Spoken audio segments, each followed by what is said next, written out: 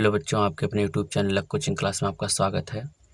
आज फिर कक्षा 10 साइंस यानी विज्ञान के अंतर्गत भौतिक विज्ञान से रिलेटेड पहला अध्याय जो कि प्रकाश का परावर्तन एवं अपवर्तन है, इस अध्याय से एक टॉपिक फिर लेकर आया हूँ, फोकस, दूरी और वक्रता त्रिज्या में संबंध।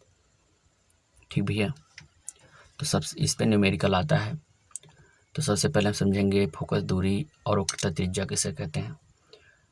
गोलीय दर्पण से संबंधित महत्वपूर्ण परिभाषाओं में हमने बताया था कि ध्रुव और मुख्य फोकस के बीच की दूरी को फोकस दूरी कहते हैं। ठीक भैया, जबकि ध्रुव और वक्रता केंद्र के बीच की दूरी को वक्रता त्रिज्या कहते हैं।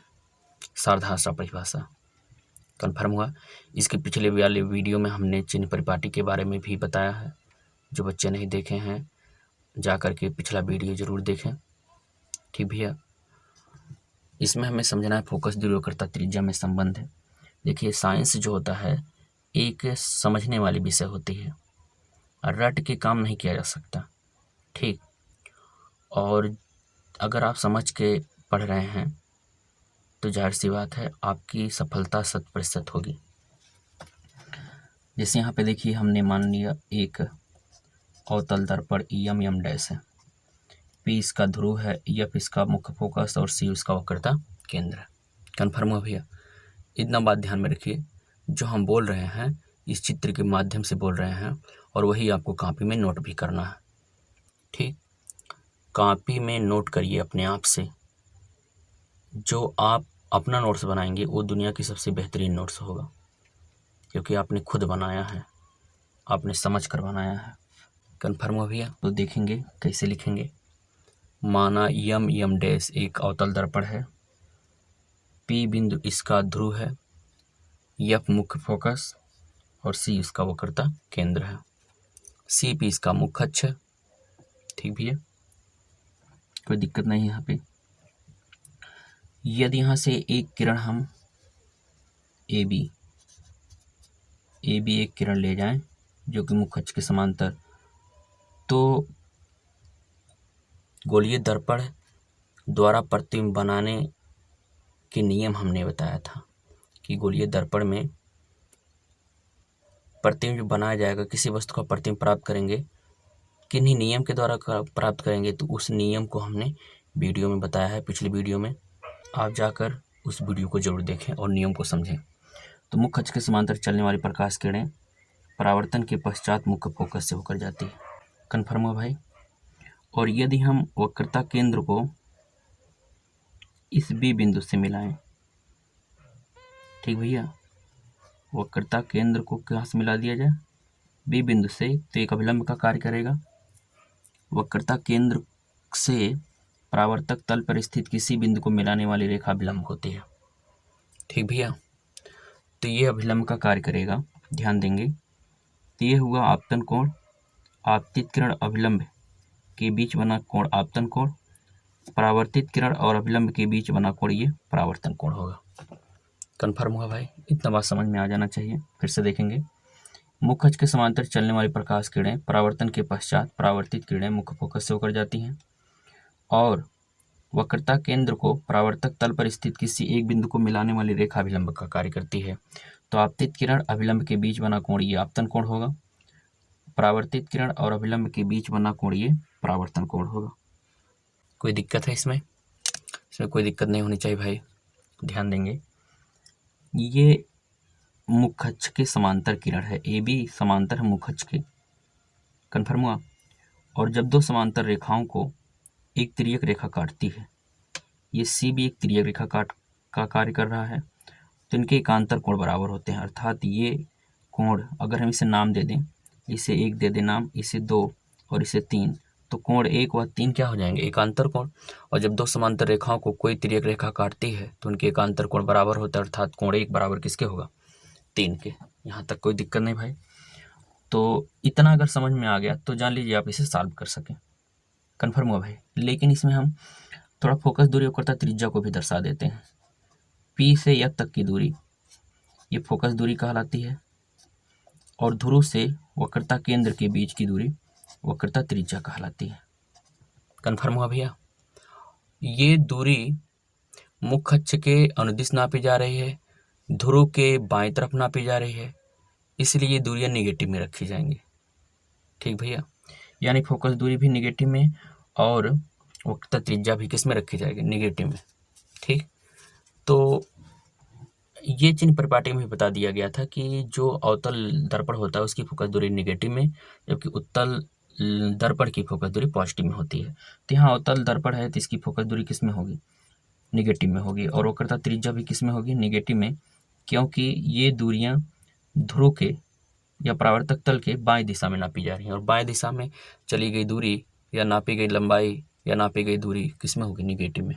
कोई दिक्कत है इतने समझने में भाई? इतने समझने में कोई दिक्कत नहीं है भैया। यहाँ लिखते हैं चूंकि किरण ए बी आपतित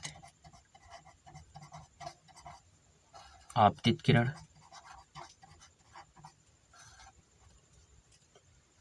बी एफ परावर्तित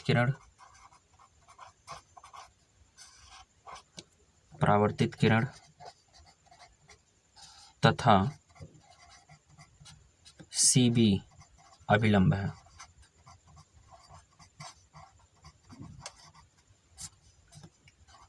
इसलिए आप लिख सकते हैं कोण 1 बराबर कोण 2 के समीकरण 1 मान लीजिएगा।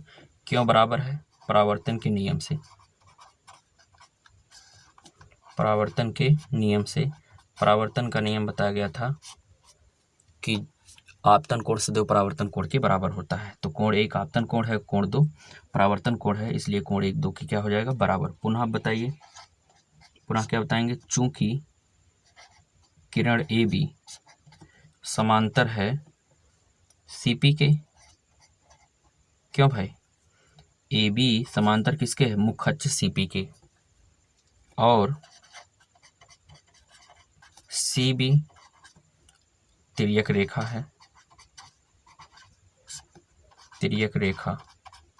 है, इसलिए कोण 1 बराबर होगा कोण 3 के। समीकरण नंबर इसे 2 मान लेते हैं। क्यों बराबर है? क्योंकि ये एकांतर कोण है।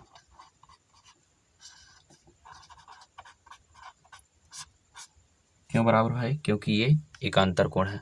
समीकरण 1 व 2 की बात किया जाए तो समीकरण 1 व 2 से आप क्या बता सकते हो? कुछ दिखाई दिया भाई? 1 बराबर 2 और 1 बराबर 3 है। बायां पक्ष बाएं पक्ष के बराबर है तो दायां पक्ष भी दाएं पक्ष के क्या होगा? बराबर। दिस इम्प्लाई दैट कोण 2 बराबर होगा कोण 3 के। यहाँ तक कोई दिक्कत है भाई? यहाँ तक दिक्कत नहीं होनी चाहिए। आइए देखा जाए, अब एक त्रिभुज ले लेते हैं सी बी एफ। ये त्रिभुज देखा जाए भाई, सी बी एफ दिखाई दिया? बोलो। चूंकि त्रिभुज सी बी एफ में कोण 2 बराबर है कोण 3 के, है ना भैया? उपरोक्त समीकरण से इस समीकरण नंबर लिख दे 3। तो ये कहाँ से बराबर है?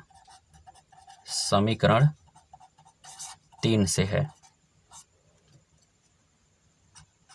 इसलिए हम लिख सकते हैं कि बराबर भुजाओं के सम्मुख कोण बराबर होते हैं, इसलिए हम लिख सकते हैं कि सी एफ बराबर हो क्या? किसके? बी एफ के।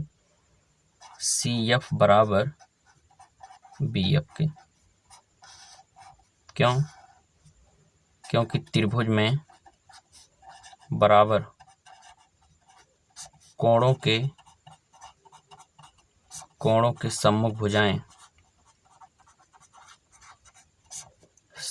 भुजाएं क्या होती हैं? बराबर होती हैं।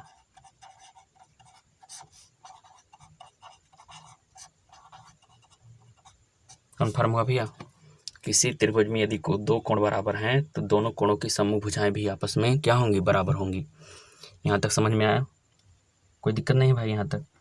यहाँ पे थोड़ा मोड़ ले लेते हैं।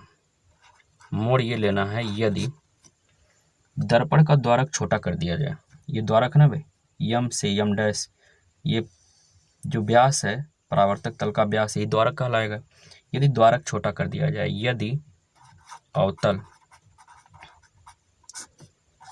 दर्पण का द्वारक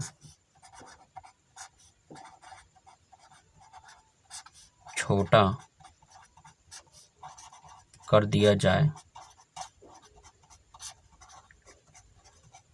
तो ये बी बिंदु P के काफी करीब में हो जाए। भाई दर्पण का द्वारक छोटा करेंगे तो बी किसके समीप आ जाएगा? P के। तो बी बिंदु P के बिंदु P अर्थात जिसे हम ध्रुव कहते हैं, ध्रुव के समीप अत्यधिक लिख दें या निकट कह सकते हो, है ना भैया? निकट होगा,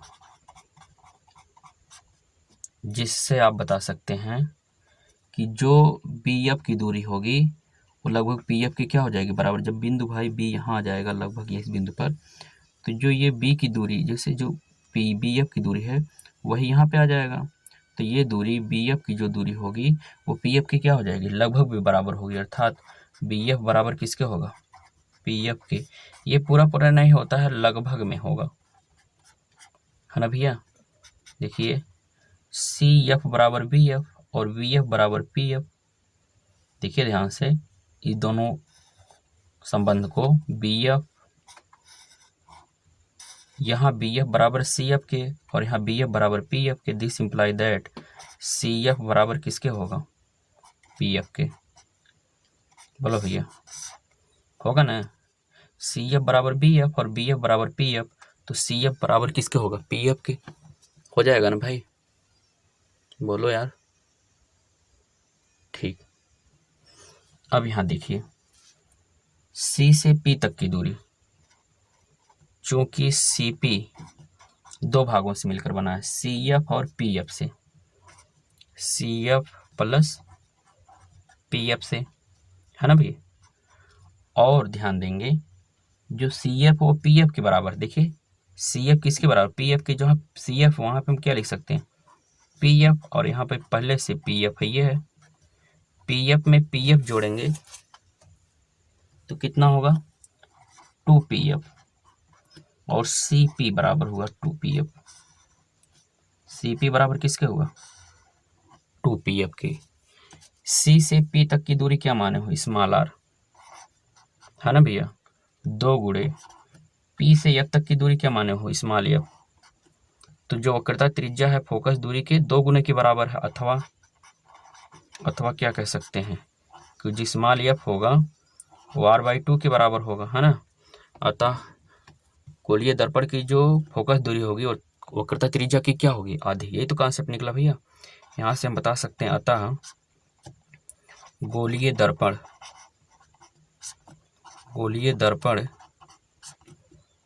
की वक्रता त्रिज्या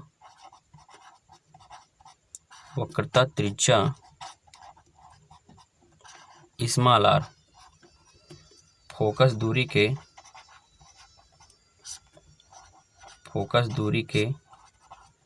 2 गुने के बराबर होती है। अथवा ऐसा भी कहा जा सकता है, क्या कह सकते हो भाई? बोलो। अथवा हम कह सकते हैं, अथवा फोकस दूरी, गोलीय दर्पण की फोकस दूरी वक्रता त्रिज्या की आधी होती है। वक्रता त्रिज्या की आधी होती है। आशा करते हैं भाई ये कॉन्सेप्ट फोकस दूरी वक्रता त्रिज्या में जो संबंध है आपको पूरा बेहद ढंग से समझ में आया।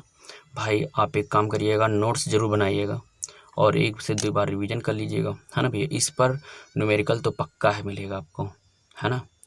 अगर किसी के दिमाग में आएगा भाई सर यहाँ पे फोकस दूरी जो है वो नेगेटिव में, वक्रता त्रिज्या भी नेगेटिव में रखी जाए, तो रख सकते हो भाई। दोनों पक्ष में माइनस माइनस कट जाएगा, कट के ये प्लस में आएगा, तो यहाँ पे रखा नहीं गया है और गलत भी नहीं है ना भैया? समझ रहे हैं ना भैया?